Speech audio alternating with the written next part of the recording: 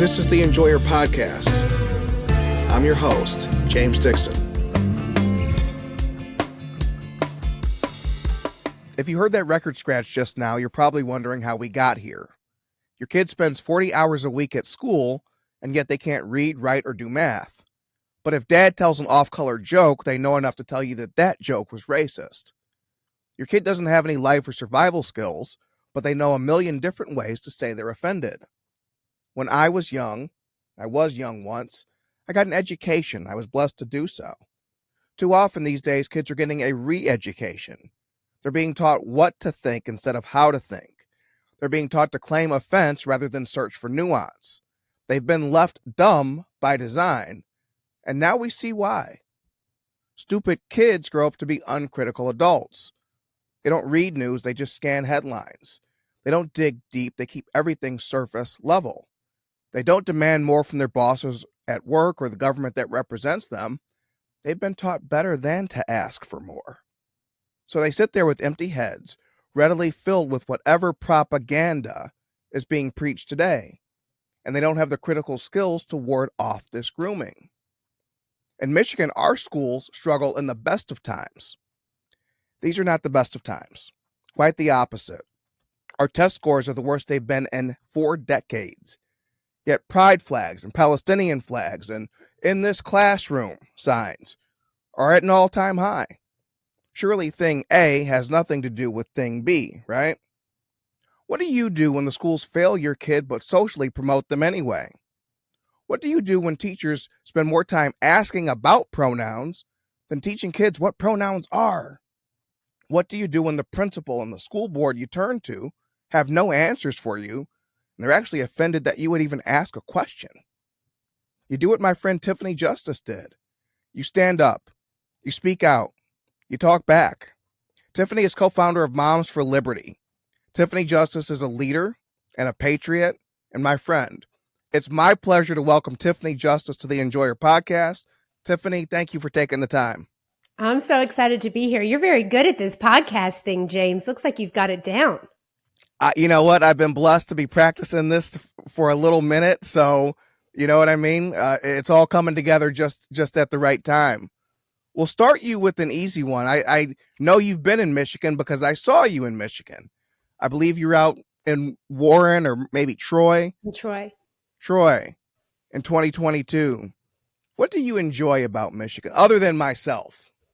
So I have not been able to travel around Michigan as much as I might like. I normally come in and I've gone to an event and then I've flown back out again. But I've heard it's a beautiful, beautiful state. And I think the thing that I enjoy about Michigan the most is people, because the people that I have met are very nice. They love Michigan very much, and they are very dedicated to turning their state around. Everyone except Gretchen. I'm not a big Gretch fan. You're not either? No, I'm not. She always is talking about the damn roads. I don't know. We've had some criticism of Whitmer over the months on this podcast. I'm sure anytime you've been in Michigan, you've noted that there's a lot of construction. But if you come back like 2 years later, those same roads will be under construction. So we are not buttoned up in Michigan, not in the least. Tiffany, let's start here with you. If you could talk about what is Moms for Liberty and what matters to your moms in Michigan. Like how big have you grown to at this point? How'd you start? That kind of thing. Yeah, I'm going to actually pull up the website so I can tell you exactly where we have chapters in Michigan, which counties, because I don't have them memorized, but I know we have quite a few chapters there.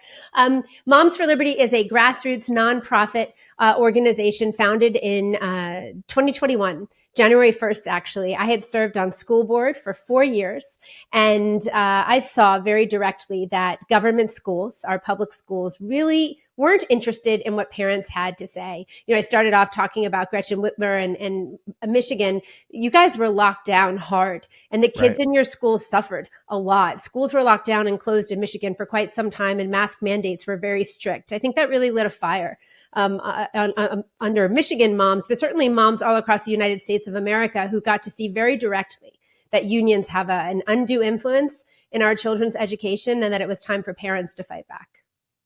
Absolutely. Now, you mentioned you were, you'd been on school board for a few years at that point. Yep.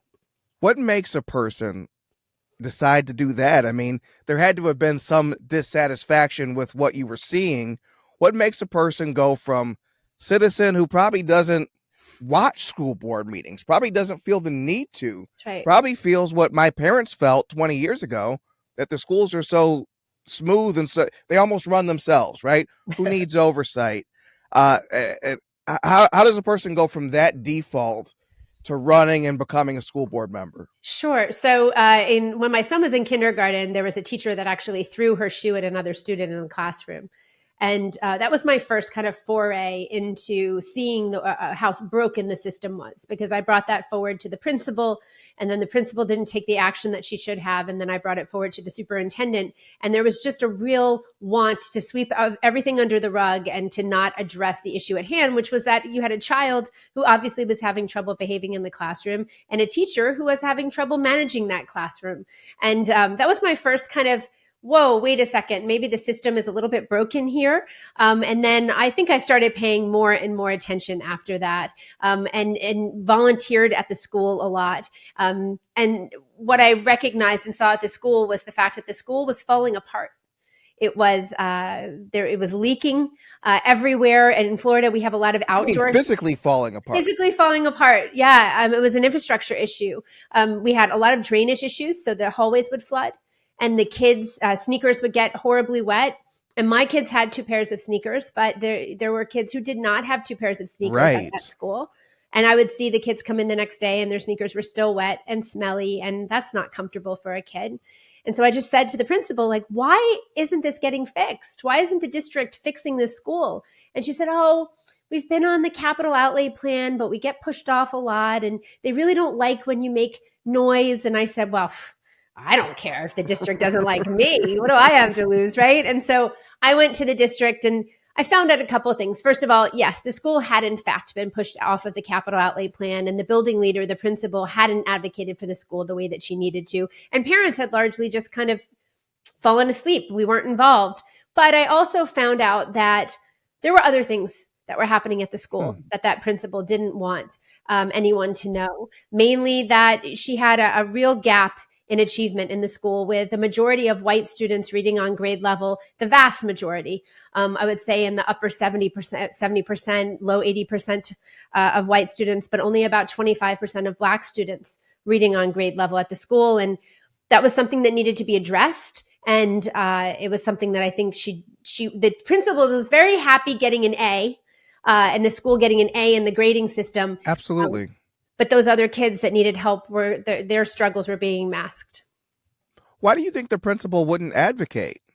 I don't think she knew how to fix the problem, honestly. I think they had a lot of teachers that had been at the school for a long time, and those teachers were used to having students coming into their classroom who were ready to learn, meaning that they knew their ABCs, they knew how to hold a pencil, they knew how to write their name, right? They had some classroom management skills that they had learned perhaps in in preschool, right?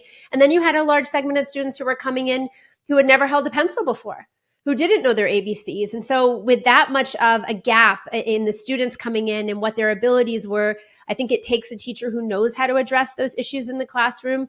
And I don't think that the principal really had the tools and skills necessary to get those teachers where they needed to be. And so then you decide, I'm going to be part of the solution. I'm not just going to make sure my kids are all right. Yeah. It sounds like your kids were fine, but you saw that the kids weren't fine. Yeah, then I advocated with a bunch of other moms to get the school fixed, the infrastructure fixed, and we did. We got a complete renovation of the school. I'm happy to say it was the only school on the Barrier Island where I live. I live in Florida, and it was very important to me that we didn't lose the public school on the island, because the majority of money that schools get and spend on education in Florida comes from your property taxes. And the largest property taxes come from the island where I live. And so I just didn't think it was right to tear the school down and build it somewhere else. I wanted the school to stay on the island. And it did. You wanted a neighborhood school. Yeah, we did. And we should have it. And it's a wonderful school, and it connects the community to the whole county in that way. So that's important. But once I got involved and I saw that I could make a difference, everyone said, oh, you should run for school board. And I said, I don't know about that. Like, I didn't come from Run for school board, they said. It'll be fun, they said. That's right. I didn't come from a political family. I wasn't even a registered Republican. I know people always think like, oh, Moms for Liberty is Republican. I wasn't a registered Republican at the time. I had no party affiliation. And I did decide to run for school board. And I ran and I won with 60% of the vote. And the Republicans didn't support me and the Democrats didn't support me, but the people did. And yeah, Sounds so the rest is familiar. history. Yeah. Sounds familiar. I mean, it sounds like what year was that? That was 2015, 2016.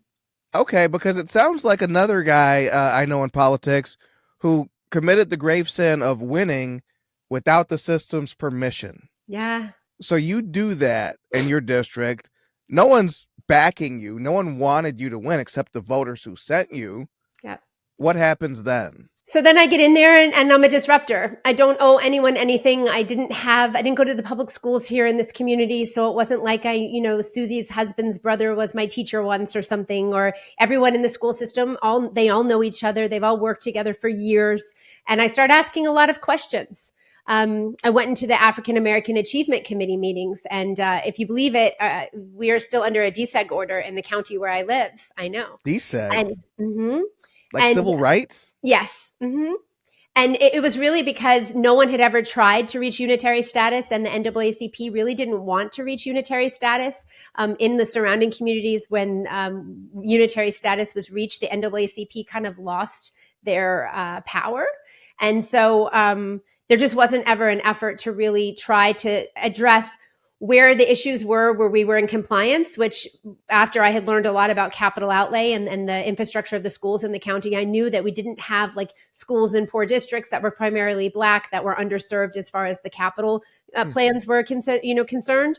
But we did have learning gaps. We did have achievement gaps that did need to be addressed. And so I went in and said, listen, let's go through unitary status and let's figure out where we're in compliance. And then on the areas where we're not, let's focus our attention on those areas and come up with a plan, right? Now, what is unitary status? That's when you come into compliance with the DSEG order. So depending on the way that the desegregation orders worked is there would be like a number of different components.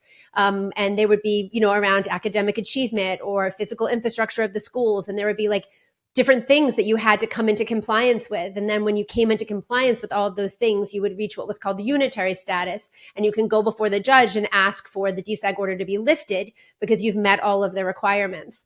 It was fascinating to go through, but the NAACP fought us, which they wasn't in their best interest. They should have worked with us on it. But again, the NAACP where I live is kind of like the mafia. So what did you make of that? What did you make? Because unitary status, to my understanding, would mean that we've progressed. Right. We've actually, made it the Dr. King dream, where all kinds of different people can go here and be served here, and that's great. That's what Ruby Bridges went to school for many decades ago. Why would they view that as a problem, or why wouldn't they seek it? Yeah, you would think that they would want it. The NAACP where I live is not very sophisticated. The leadership didn't really understand and weren't willing to navigate through the court system in the way that we needed to try to together. Again, it's a federal order. It's not like you can just decide to meet in a room and say, oh, we're going to just do this. And, right. It doesn't work like that. And I'll be honest with you, what I found was the fact that there were members of the African American community or Black community in my county that were leadership in the school system. And they were the gatekeepers. So, for example, there was a woman who ran the secondary curriculum in the school district. So like middle school, high school. And she had been working at the district for years. She had the job for 12 years, 15 years. Now, African American achievement in my community, in my district, is abysmal. Right. So why does she have the job? Well, I went into this African American Achievement Committee meeting that was happening when I first got on the school board. And I walked in and no one was taking minutes. They were discussing documents and things that no one had copies of. And the only thing they were really doing in the schools was giving a $500 stipend to a, what did they call it? A multicultural coordinator for basically a Martin Luther King Day float. And I just walked into the superintendent's office and I was like, I'm so mad right now. This is why we don't have a focus on helping Black kids learn to read in our schools and really addressing the supports that they need, because it's not being taken seriously. And do you know what happened? What thanks I got for that? What happened? I was called a racist. And the NAACP, there was a big article that was written that says NAACP asks school board to curb justice. I still remember. And they didn't like it. And I really worked hard to try to get that lady fired, because she deserved to be fired. And no, just wait. It's so good. It was so funny. I mean, it's not. So before I got on school board, the other thing that I tried to do was to get a preschool started in this area called Gifford, which is a primarily Black area in my county, and where a lot of the kids that were coming into this school where my kids went, a lot of the kids were coming from and coming out of this community, and they didn't have a good, high quality preschool. And so I worked to try to get a preschool open, because I knew that getting the kids ready to learn by the time they got into kindergarten would help them, right? And so I didn't get support for that by the NAACP. It's a long story as to why, but again, they just didn't understand the importance of it, and it wasn't their idea, so they didn't want that. And then when I tried to get this lady fired, they came and they fought for her. And I remember I came downstairs out of a meeting, and I saw all of these different leaders who had been like summoned by the head of the NAACP in our county. And they were all in the front office. And I walked downstairs and I saw all of them, and I said, man, wouldn't it be amazing if you guys came together and fought for kids like you're coming together to fight for this lady's job? Man. Yeah. And so that's what happened. So I was, and I'm sure they loved that. They did not like it, but I announced it to the whole front room. I said it too. And I think it's so funny, because as you were describing that, I was just thinking, well, wait a minute, didn't Tamron Hall say you were racist, and all these people, like, whereas you started your career trying to advocate for these Black kids who did not have advocates in the system. And now even then, or now years later, this gets turned around into you are a racist. Yeah. How does that happen, and how does that land for you? So it goes back to why did the preschool not happen? So there were two different factions in my community of leaders amongst the Black community in my county. And one's the NAACP, and another is this other group that's like an achievement center that does wonderful work with kids after school and is a great community support. They were interested in doing the preschool. And those two adult groups were kind of warring against each other in my county. And so because one supported the preschool, the NAACP decided not to support it. And I was supposed to have a meeting with the head of the NAACP to try to convince him to try to do this preschool, to get behind it. And he canceled the meeting because a woman had been shot. She was in a house where drugs were being sold, and there had been an altercation with the police raiding the house. And this woman was pregnant, and she was shot. And it was a horrible tragedy in our county. But I called him and I said, Tony, why did you cancel this meeting? We need to have this meeting. It's so important. We need to get this preschool started. And he said, I don't have time for this. My community's in crisis. And I said, I know. And that's why we have to teach the kids how to read. That's why we need the preschool. We need it because your community is in crisis and we have to start fixing it. But they just didn't get it.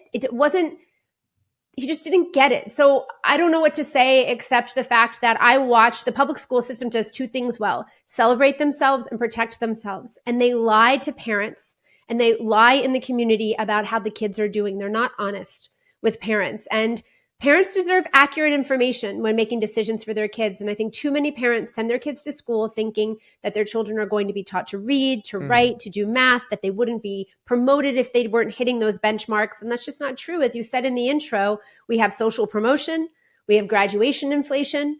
You tell me how only 25% of kids are reading on grade level in 8th grade, and then you have a 92% graduation rate. Like, what's happening? It's a lie. Because you don't need to be able to read to graduate. Well, that's ridiculous. You know, you've been through so much doing this, and from the beginning, and now years later. I mean, it's one thing to have this stuff happen locally. You've had some horrible things said about you on the national stage, on Twitter. I'm sure it's a daily battle, and all the while I'm sitting here looking at you, and the Justice kids would be fine either way, right? The Justice League's going to be good. What makes this worth it, and what makes you think public schools are worth saving? Because every child deserves to learn to read. Every child deserves to be able to unfold their full potential. And if a child can't read, if they can't read, they can't learn in school. Once they reach third grade, they have to read to learn, and they won't be able to. And when you look at the juvenile justice system and you see that like over 75% of the kids in juvenile justice are functionally illiterate, and you look at our prison system and you see that the average male prisoner has a reading level of about first grade, you can see there's an inextricable link between not being able to read and a life of struggle and crime. And it's just ridiculous. It's a huge burden on our country. It's a huge national security risk. Who will be the doctors? Who will be the lawyers? Who will build the bridges? Who will be able to read anything and to live a life? Can you imagine if you couldn't read? What your life would be like? And like you said, So limited. If the government can create a situation, here's my unpopular thing that I say that people don't like, but you know me, I always am willing to say unpopular. That's never stopped you. Correct. When in the history of the United States of America have we seen the destruction of the nuclear family and illiteracy used as a tool to control people? Yeah. Slavery. Yeah. And that's what we're creating and the last again. 60 years. And the last 60 years, you know, you see the black family torn apart. You see Uncle Sam become the man of the house. Yep. And it created this materialistic strain within the community that we didn't need fathers. We don't need dad's influence. We don't need dad's advice. We don't need his words, his wisdom. We don't need him burping and farting on the couch on Sundays. We just need a check. Mm-hmm. And if someone just cut a check, we'd be fine. Because we have these women who are superheroes. The black woman is God and can do no wrong. She doesn't need any help. And then someone like you says, no, the kids need help. The kids need more than we're doing for them. And there's absolutely no appreciation. Like, I might be inclined to say, you know what? Best of luck. Best of luck, guys. My kids are going to be fine. I don't need this. I don't need these headaches. I love America. And I love kids. When I would go and volunteer in the classroom with my children, in my children's classroom, I wasn't working with my kids. It wasn't my kids that I would sit down and work with. You know, it was kids who needed the extra help in the class. Because you're right, my kids were doing okay. I was a really involved mom. I was home when they were little, and they were on the right track. But yeah, I mean, moms love kids in general. I think moms care about children. Once you have a baby or you adopt and you're a mom, I think you just see that children deserve to be protected, and you see what a responsibility you have to do that. And I just feel like every child deserves to have the opportunity to become who they're supposed to be. And that's not going to happen if they can't read. And 95% of kids have the ability to learn to read. Neurodiverse kids as well. So we're talking about kids who have learning disabilities and struggles. So there's just no reason why kids aren't learning to read in school, except for the fact that we have a priorities problem in school. Not a money problem, not a funding problem, but a priorities problem. You know, we learn as kids that consequences attached to every act. So we've seen you on Trump. We've seen you on the biggest stages. We've seen you create and facilitate the biggest stages. But what's been the downside of this whole thing? You've had some blowback locally, but we do like to keep it real and give people the full picture. It's not all positive. What happens when you stick your neck out and defending a worldview? What's the downside that you've experienced? I think there's been a lot of effort to make Moms for Liberty the morality police. Like, and just people in general that are advocating for kids, like somehow everybody's got to be perfect and never, I don't like that. Right. I don't think it's fair. I think you get put on some pedestal and they love to just wait to try to tear you down. And I think that the parents that I've met, and again, these are parents, especially on school board, I dealt with lots of different parents with lots of different life experiences. But the one thing that I knew of every parent, regardless of if they had made bad decisions in life as an adult, was that they loved their kids. They love them. They want to see them do well. They want to see them do better than they did. Sure. And that's just the truth across the board. So what's been the hardest thing? I think it's just I think it's just seeing some of the nastiness and dealing with some of the nastiness. I don't enjoy, I mean, I get death threats all the time. That's not fun. There's some crazy person that writes horrible things on the outside of envelopes and sends it to me. And when your 12-year-old walks in with that in their hand, it's not fun. So I think some of that. But in general, I think my kids are learning really important lessons. You know, I know that I'm not always home to cook dinner every night like I was before. I try when I'm home to cook dinner. Right. But, you know, I think that they're watching me as a 45-year-old mom just decide that I'm not going to put up with this nonsense and we're going to do something about it, right? That we're going to make change happen. And they've seen me in 4 years go from this little county in Florida to, you're right, sitting on a stage with President Trump. And I think that's really shown them that if you put your mind to something, you can really make stuff happen. Talk about the power of a voice, right? Yeah. So cool. you've had Trump, not just with him, at your summit in Washington, D.C. To be able to put on a conference in D.C. is special. To be able to have a president there is incredible. You've had Vivek in Springfield. You've been on 60 Minutes, and that's kind of the king. You've been on the Enjoyer podcast. Obviously, things are going very well for you. Talk about the upside of using your voice and the power you found in this sisterhood that you've met.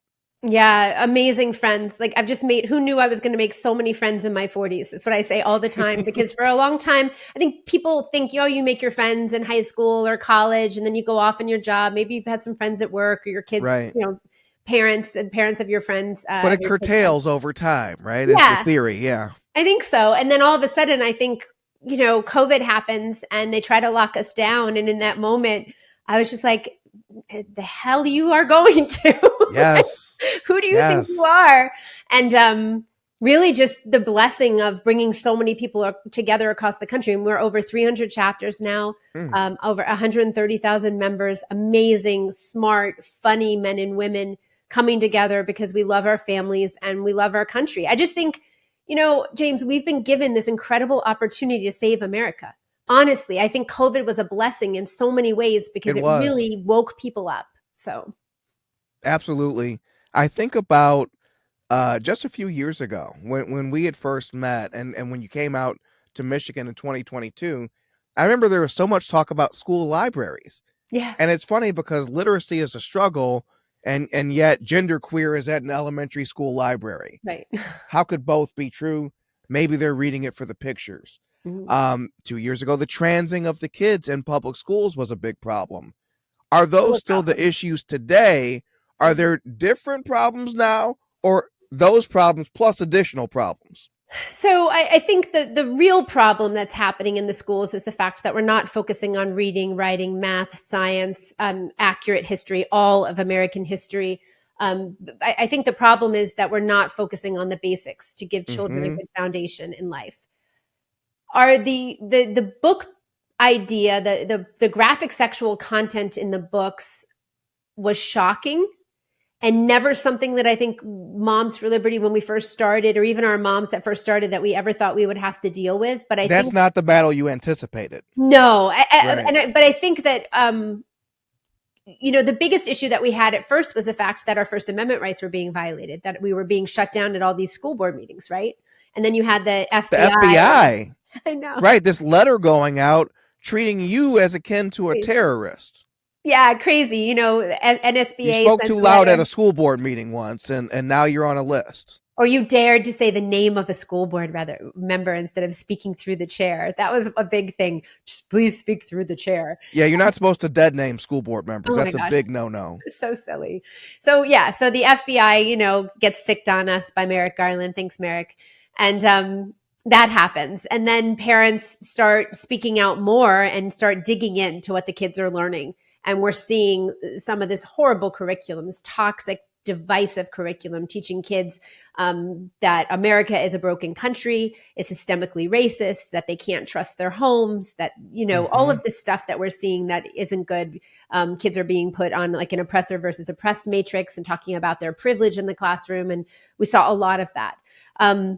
And I think parents were like, okay, now I'm paying attention, and what you're teaching my kid when you are teaching is not okay with me, right? It's antithetical to the teaching in my home. Right. The books were a surprise. Mm. I'm not going to lie. I had no idea that those books were in the libraries. Even when I was on school board, I just had no idea. It was shocking. And I think that our moms and dads felt a real moral obligation to address it. I don't think it was something that we could really turn away from. People said to us, that's a losing issue. Losing issue. The left is going to turn it into what they did turn it into, which was this idea of book banning, right? That we were somehow Book banning, or you hate the LGBTQ, which means that you hate black and brown bodies. It's a whole thing. Yeah, and then I go and Joy Reid, and she's like, "What do you say to black parents that they can't Right. have access to All the Boys Aren't Blue?" I'm like, "Oh my gosh, like it's so insulting to black parents to think that they would want this type of graphic sexual content, their child exposed to that. Like, why would you think they would want that? Why Well, would that's it?" like when people say, "Oh, well, what did Obama do for black people?" And the common refrain is, "Oh, he brought parity between how crack cocaine is charged versus cocaine." Thanks, Thanks, Obama. thanks, Obama. Yeah, please That stop affects helping. me. Yeah. So that the book issue was crazy, and then we saw that the left tried to use it as a weapon, and the media helped them.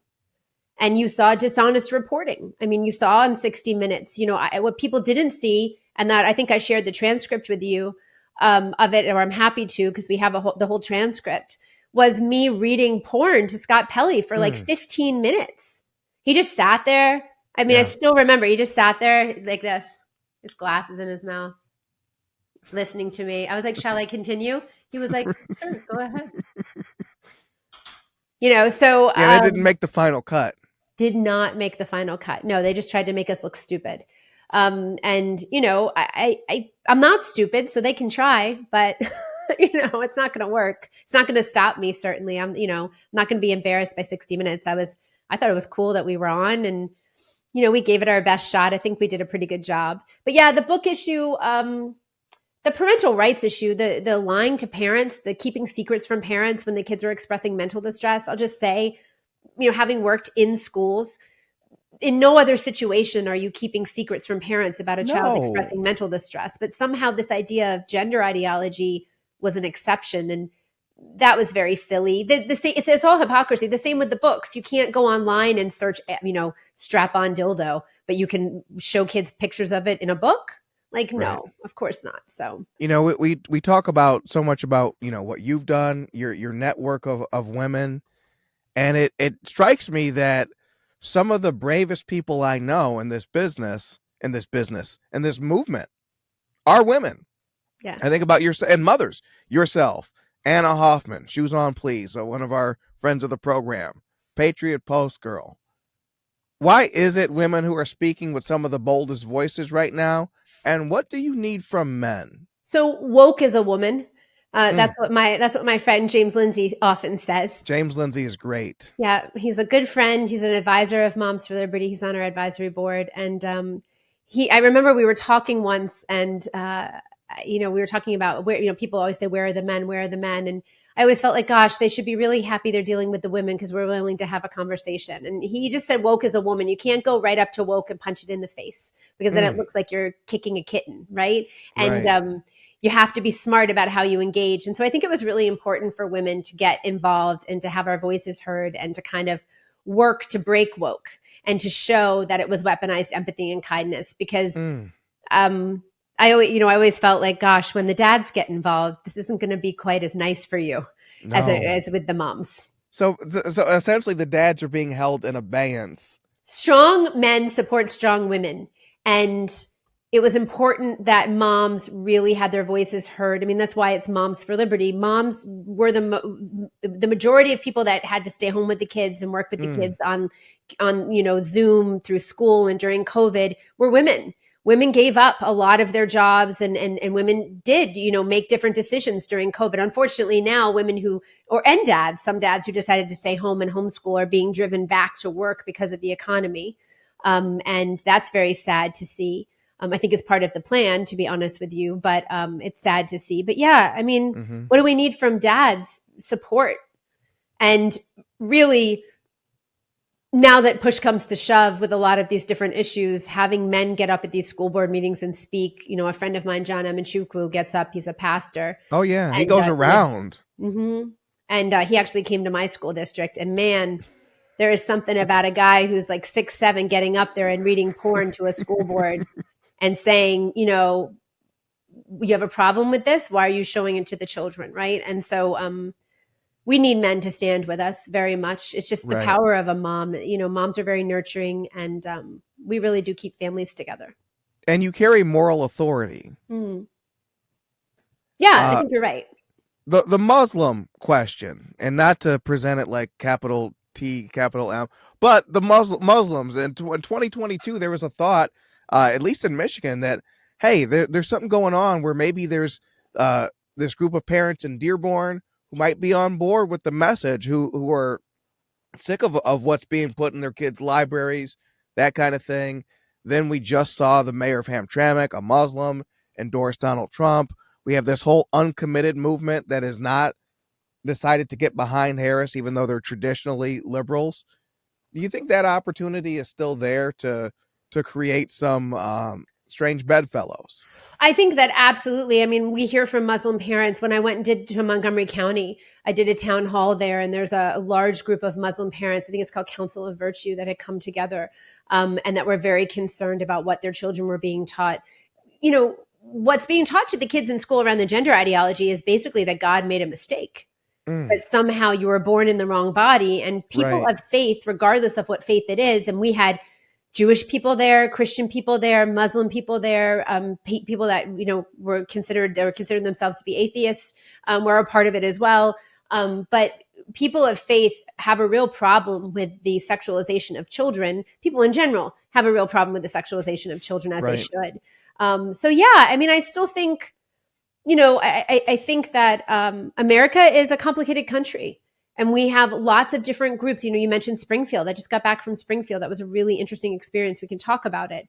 But the majority of Americans want to find a way to live together in peace, and we want to respect each other. And that was really what I saw when I was in Michigan, and what happened in Dearborn. Was very much that people just want to be respected. Their parental rights do not stop at the classroom door, and the teaching in the classroom shouldn't be antithetical to the teaching in the home. And that is possible. I do believe that it's possible for us to agree on some values, and because I don't think you can take values out of education, but I do think we should have an ability to be able to agree on some common values, and at least teach our children how to read, how to do math in schools. It's important. How do you view homeschool? We talked about how kind of holding the men back, because sometimes that in case of emergency can only be pressed once. The jar can only be broken once, right? I kind of view homeschool as that same thing, where it's like the final frontier, where I don't want to give my 10,000 to the schools locally, my neighborhood school. I don't want to give it to the Catholic school that's teaching the same curriculum. I'm going to keep my kid at home, and the best way to teach them our values is to teach them our values. Yeah. How does that kind of fit as far as forming this way forward? So parents have the fundamental right to direct the upbringing of their children. That's a right that God gives you. It's not a right the government gives you, and it's not a right that can be taken away. Certainly not easily. You don't have the right to abuse your children. You can't drown your child in the bathtub, for example. You can't cut off their healthy body parts. You can't just go to the doctor and say, my kid doesn't like their hand. Can you please amputate it? The doctor would lose their medical license, and you would probably go to jail. So there are boundaries. But ultimately, parents have the fundamental right to direct their child's education. And I believe that means homeschool too. And to every homeschool parent that's listening to this, I say, in some states, they have a lot of restrictions on homeschool, or a lot of reporting mechanisms. I think homeschool families should tell the government that they don't want to have to report anything. That's the one thing Michigan's good at. We're pretty laissez-faire with that. Yeah. And so I believe in homeschool if parents can do it. I'll be honest. Could I homeschool? Yes, I could. Yes. I could. Do I want to homeschool? Do I think that's something that I would enjoy? I don't know. Do I think it's something my children would enjoy? I do not. That's a lot of time to spend together. I mean, everyone loves everyone, right? That's no one's saying, but that's a lot of time to spend together. It's a lot of time, and I know myself and my patience level, and I know what I'm good at, and I know what I'm not good at. And so I would just say that homeschool isn't right for every family. And I know, unfortunately, there are a lot of moms and dads. I know a lot of single moms that would love to homeschool, and they can't. Yeah. So, you ask me why fix the public schools? Well, because there is still going to be a large percentage of American children. Sorry. Hey, we're There's always up for a guest appearance on the Enjoyer. there is always going to be a large segment of students that are attending public school. We can create more school choice options. I think we need universal school choice, and children should be able to, parents should be able to choose the best school for their kids. Yeah. But I still think the majority of parents, if the neighborhood school was a good school, would choose Would to just send their do kid that. there. Yeah. Absolutely. Regardless who wins in November, your work will continue. How would it look different in a Trump world in 2025 compared to Harris leading the country? Well, the expansion of something called community schools is something that I know that the Democrats very much want, the teachers' unions want, and that's what Kamala Harris wants. So what you'll see is less focus on academics in our public schools and more focus on health equity and other These types health of clinics, yeah. Mhm. Yeah. So what they really want to make your schools into is basically the center of the social services that are given in your community to families. There are schools where they're putting washers and dryers in Los Angeles Unified School They do that in District. Detroit too. Yeah, it's great. They say that it helps with attendance for kids. I'm sorry, but who's going to do the laundry? Are the kids doing the laundry? Are the teachers doing the laundry? Like they don't have enough to do? Are we hiring staff now, laundresses, people to come in and do laundry? It's just ridiculous. And the fact that we can't teach our kids to read in school and cover the basics that we should be doing and doing well tells me that we shouldn't be expanding the scope of the services that schools give. But when you see someone like Eric Adams in New York City come before the community when he shuts down a school and puts migrants into the school for the night, and he said, the schools are a community asset. What he meant was he can do anything he wants with them, and Yes. he doesn't care what you think about it. And that's the way the Democrats think about the schools. And the teachers' unions very much want to expand the scope of the schools because they recognize that they're failing to teach the children, but if they and the parents are on to them, and enrollment is declining. You're seeing enrollment decline all across the United States because parents are pulling their children out. And so the teachers' unions want to make sure that the schools stay full. So they're happy to have illegal immigrants come in to the schools, and they're happy to expand the scope of the service of the schools. And of course, the Democrats love social services. And basically, in my opinion, I think Kamala Harris is a communist Marxist. So that's the future of what American education looks like with Kamala in the presidency. I would imagine a very woke superintendent or secretary of education, and the expansion of more social services in our schools and less education. With President Trump, I know what we're going to see because I've talked to him about it. Right. And, he believes in parents. He knows that parents have the fundamental right to direct the upbringing of their kids. He supports parents. I've shared before that parents are the number one driver of student success. There's literally nothing that you can do in a school that replaces an active, involved parent in that child's life. You can put as many washers and dryers in as you want. And so President Trump will put a focus back on parents, ensuring that there isn't anything happening in the federal government that is undermining our parental rights. And that's happening across the board in so many different ways. There are so many programs that are undermining the family unit and undermining parents. And so we'll make sure that that isn't happening. Work to really dismantle the Department of Education, James. And I say dismantle because abolish is a strong word and it makes it sound like you're going to wave a magic wand. And that's just not the way it's going to be. It's going to be hard work. And you're going to have to really assess what programs need to continue, what programs need to be moved into other departments, and what programs need to stop, and how we give as much local control back to the people. School boards in America are elected to represent constituents. And that's how you have your voice heard.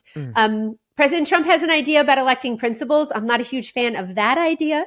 So I've made that known. I think we have enough trouble electing school boards right now that electing principals might be a little messy to start. But I think it's a totally different skill set. I mean, it's just, it's anyway. Yeah. I think we have enough on our plate. So I think that we spend over $840 billion on public education. That's federal and local. Federal dollars is around $80 billion. And right now, programs like Title I are not moving the needle when it comes to academic achievement at all. And that's what they're meant to do. So I think we need to really assess what's happening in public education, how money is being spent. As I said before, we don't have a funding problem. We have a priorities problem. Hmm. And what I think you'll also see with the Trump presidency is that the teachers' unions will not have the cozy situation that they have right now, where they have the president and the first lady on speed dial, basically doing whatever they want. Right. We will not lock down schools. We will not mask children, and we will not teach kids to hate America. We had the Biden administration do a rewrite of Title IX to basically allow some of this gender stuff to go on and even be forced on schools. What's going on with that, and has that battle been won or lost yet? Yeah. So when Joe Biden took office, he was very clear about the fact that he was going to try to mess with Title IX. We knew that like 20 days in, and sure enough, they did towards the end of the presidency. Recently, there was a whole rewrite of Title IX. Title IX is a 52-year-old rule that was put into place to give equal opportunities to women in sports and education. And it's a great rule, and we love Title IX. We don't love this rewrite, though. The new regulations change the definition of sex to include gender identity and sexual orientation. So what does that mean for you and your family? That means boys on your girls' sports teams, boys on your girls' locker rooms and bathrooms, and secrets being kept from you, being sanctioned by the United States federal government, saying that perhaps you're a danger to your child if you're not willing to affirm their want of changing their gender. In fact, in places like Minnesota, Tim Walz, and I'm sure Michigan is well on the way, and California is already, there are laws that say that you could lose the custody of your children if you're not willing to affirm your child's wish of changing their gender. So some pretty crazy, heavy stuff. Moms for Liberty, we were really upset about this. We don't want boys on girls' sports teams. Our moms were really irate. We didn't want compelled speech either. So we had 4 really brave moms from around the United States that joined in a lawsuit out of the 10th Circuit. That was Kansas, Alaska, Utah, and Wyoming. And these moms said, you will not force our children to lie in school. And so that's what they said as declarants in this lawsuit, that they would not tell their kids they needed to call a man a woman or a woman or man. And who knew we were going to be on the front lines of defending the First Amendment? Moms. And we got a great, huge preliminary injunction ruling out of that case, out of the 10th Circuit, that said that if you are a member of Moms for Liberty, any school where your child attends cannot enforce these new regulations. And it's very rare for a judge to give a very large preliminary injunction. They don't like to catch too many other groups or other people under the blanket of a preliminary injunction. Right. They like to be very specific. This was a huge ruling because places like Michigan, your state, you were not involved in any of the federal lawsuits that AGs brought. And I think there are 5 different federal judges now that have ruled, 26 states where there are preliminary injunctions and this rule cannot be enforced. But for those that don't live in one of those states, then the Moms for Liberty membership means that your school can be protected. So if people go to momsforliberty.org and you join as a member, you don't have to have a local chapter. You can be a national member as well. Doesn't cost anything to join. Go and join, and then you'll go to your profile page where you'll add in your child's district, school district, and your child's school. Every few weeks, we send the court an updated list of the schools that need to be protected. Wow. And the court then lets the DOE know that they can go pound sand in those schools. So it was a pretty big deal. We're very proud to be a part of it, and I'll give a big shout out to Southeastern Legal Foundation, who represented us in the case and has just been brilliant in the work that they've done. Just one more, if I could. You mentioned about how the parent is the biggest factor in this educational success, and I was blessed to attend 2 different high schools. I went to a kind of a blue collar school my first year, and then to a rich kid school the last 3 years. My sister just went to the rich kid school, and so I got to see 2 different worlds. And I used to think that West Bloomfield, the rich school, was better than John Glenn, the blue collar school. It took me years to realize that, wait a minute, these weren't actually better teachers. They were good teachers, but they weren't better teachers, and certainly not in a way that the numbers would suggest. The difference is who shows up to that school in the first place. And the difference from that is who's their parents? What's their home training? What's their expectation? You have the son and daughter of a lawyer versus the son and daughter of, someone who might be a waitress in town and not around to be there for their kids after school. Talk about the role of the parent, and is there any one piece of advice you would give parents about how to be that involved parent who gives their kid a leg up? I would say that parents need to be very involved. You need to be asking a lot of questions, and that I would challenge you to say that it's time to reprioritize your life. I Mm, know that sounds really hard, and I know that there are parents that are working multiple jobs. I meet them all the time. I know it's very difficult, but then I also hear stories from people that tell me that their parents worked you listen to Dr. Carson, and his mom worked very hard to take care of them, but she prioritized reading at home. There were rules at right. home. And so what I would just say is that we need to love our kids enough to make them the main Mm, priority. And that if, and that also we need to stand up for parents within the school district, because schools have taken advantage of the fact that parents aren't as engaged. They don't send work home anymore. They're not being honest with parents. So even the mom who is working two jobs, who works a job during the day and then goes and waitresses at night, if the school is actively saying, we want to figure out how we're going to make this work without mm, you, then they're hurting the kid.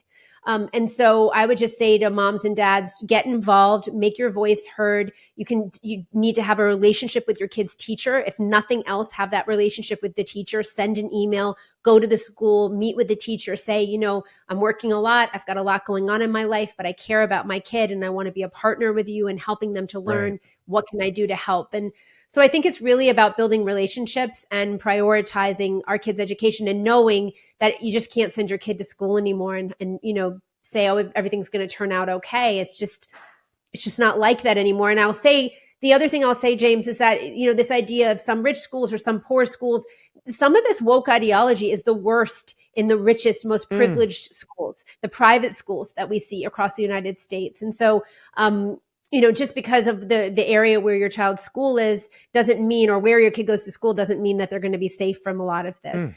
yes. So the most important thing, again, is parents being involved in their kids' lives. And the other thing I'll say is, when you're a member of Moms for Liberty, you've got a lot of other moms who are paying attention too. So if you are struggling to try to find friends, or to try to understand what's happening in the district, or you have questions about what's happening and how to engage, being a part of Moms for Liberty can really help, because you've got moms who are willing to help you. Got that network to draw on. And we've got a lot of single moms. I mean, there were single moms really during COVID, nurses, women that were working and were considered essential employees, were really left with no help. Mm. And their kids were home and they had to go to work. And so there are a lot of moms and Moms for Liberty who are single moms who are really trying to figure out how to prioritize their kids' education. Tiffany, where can people find you? Give your Twitter handle, give the Moms for Liberty Twitter handle, and just anything else you'd have people know. Yeah. So if you are listening and you like what I've had to say today, and you want to meet amazing people all over the country that are fighting for the future of America, then go to momsforliberty.org and check out where we have chapters. You can see a big map of the United States of America. Click on the state that you live in. There will be a drop-down menu that will show you where the chapters are. If we do not have a chapter in your county, click to start one. Join us. You hold up the torch of liberty in your community. I promise you, you are not the only person that is worried, that is thinking what you're thinking, and you will meet some of the most amazing, best new friends that you could possibly hope for. You can follow me on X or Twitter or whatever we call it these days. It's at the number 4 Tiffany Justice. And then Moms for Liberty is at Moms for Liberty. We have a really big Facebook presence. So check that out. And look us up and come out to an event if you're not sure what we're about. We love meeting new people, and we're happy to invite new guests into our chapter meetings all over the country. Thank you, Tiffany. Thank you, James. I think you rock.